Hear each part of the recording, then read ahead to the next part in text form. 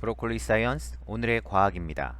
오늘은 과학탐구 아카데미 4강 탐구에서 데이터 얻기, 다시 말해 탐구 활동을 통해 어떻게 데이터를 얻는지 살펴보도록 하겠습니다.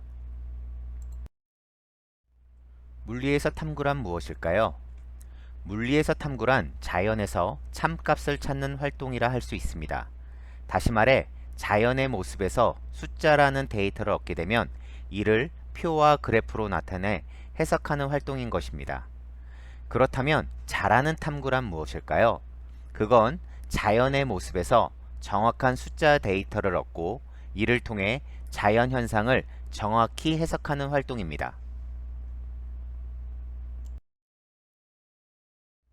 그렇다면 탐구 활동을 통해 어떤 데이터를 얻을 수 있을까요?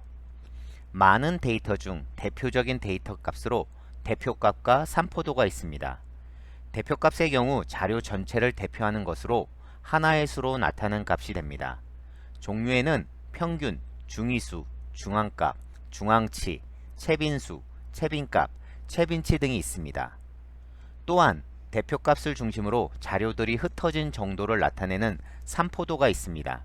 이 산포도에는 분산, 표준편차, 표준오차 등이 있는데 이들의 수치가 작을수록 대표값에 밀집되어 있음을 나타내게 됩니다.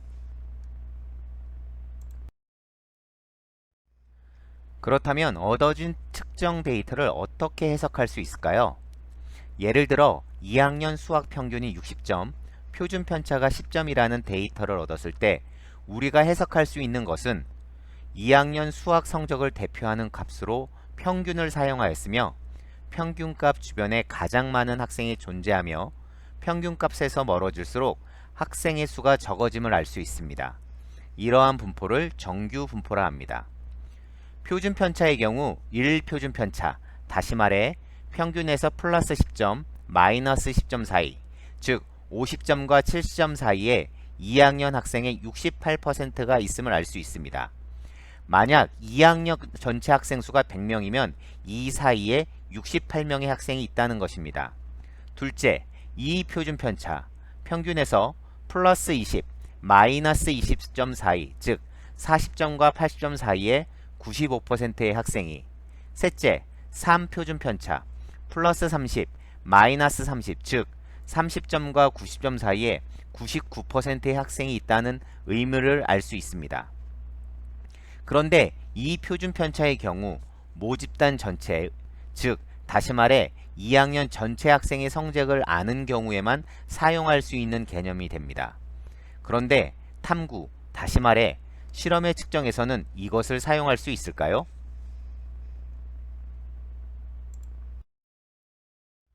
탐구 활동에서 이상적인 측정은 무한대번 이루어져야 합니다.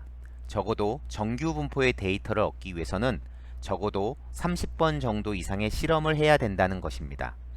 그런데 이렇게 통계 처리된 데이터에서는 통계 이론에 의해 어떤 양을 측정해서 얻어지는 측정값은 반드시 어느 정도의 오차를 포함하게 된다고 합니다. 즉, 참값을 얻는 것은 불가능하다는 것입니다. 다시 말해 측정값은 알 수 있는 모든 요인들을 적절히 보정한다 해도 완전히 보정이 불가능한 데다 우연 오차가 있기 때문에 측정 결과에는 항상 불확실성이 존재하게 됩니다. 따라서 측정값을 활용하고자 하는 경우 항상 이러한 불확실성을 감안할 수 있도록 측정에 따른 불확실한 정도를 측정 불확도로 표현해 줄 필요가 있는 것입니다.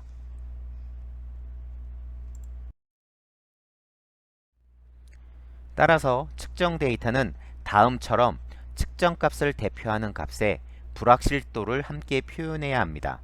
보통 플러스 마이너스 표기법을 사용하는데 플러스 마이너스 유효숫자, 표준편차, 확률오차, 표준오차 등등을 나타내게 됩니다.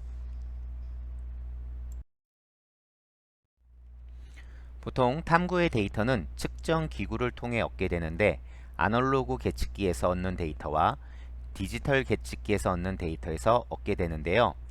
아날로그 계측기의 측정값 플러스 마이너스 불확실도로 표현하게 되는데 측정값은 가장 가까운 눈금을 읽어주고 불확실도는 최소 눈금의 2분의 1, 5분의 1, 10분의 1을 적어주면 됩니다. 이러한 아날로그 계측기는 보통 한 번 측정하게 됩니다. 예를 들어 설명해 볼까요? 지금 자 밑에 막대기가 있습니다. 이 막대기의 길이는 어떻게 될까요? 이러한 아날로그 눈금을 읽는 것은 눈금과 눈금 사이, 최소 눈금 한 칸에서 자신감을 가지고 근사하여 읽어야 되는 것이 중요하게 됩니다. 지금 이 막대기의 길이는 6.5cm 근처라는 것을 알 수 있습니다. 6.4cm보다 크고 6.6cm보다 작다는 것이 100% 확실하게 됩니다. 따라서 6.5cm 플러스 마이너스 0.1cm로 표현할 수 있게 되는 것입니다.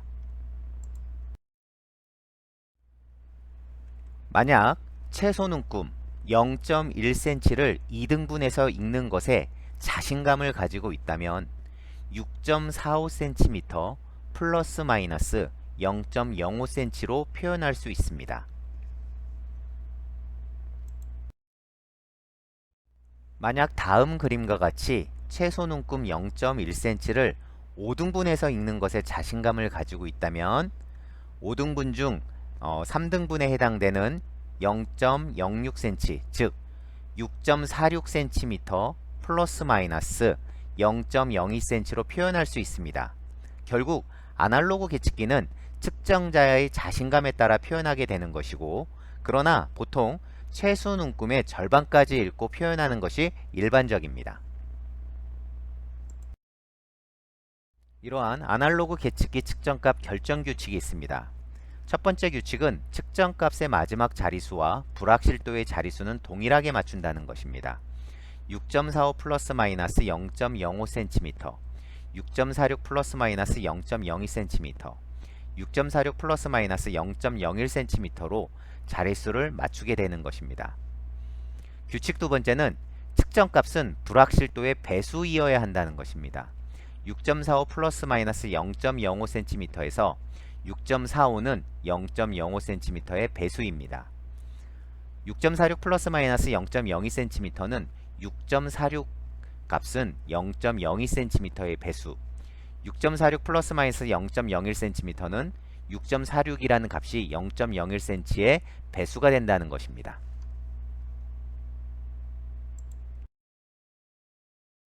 이러한 아날로그 계측기 측정값 결정에 권장사항이 있습니다. 아날로그 계측기의 경우 측정자의 자신감을 바탕으로 하는데요. 고등학교 물리실험책에 의하면 작은 눈금의 경우는 최소 눈금의 2분의 1로, 큰 눈금은 최소 눈금의 10분의 1로 재현하고 있습니다. 이 시간 탐구활동에서 데이터를 어떻게 정확하게 얻는지에 대해서 알아보았습니다. 브로콜리 사이언스 오늘의 과학이었습니다.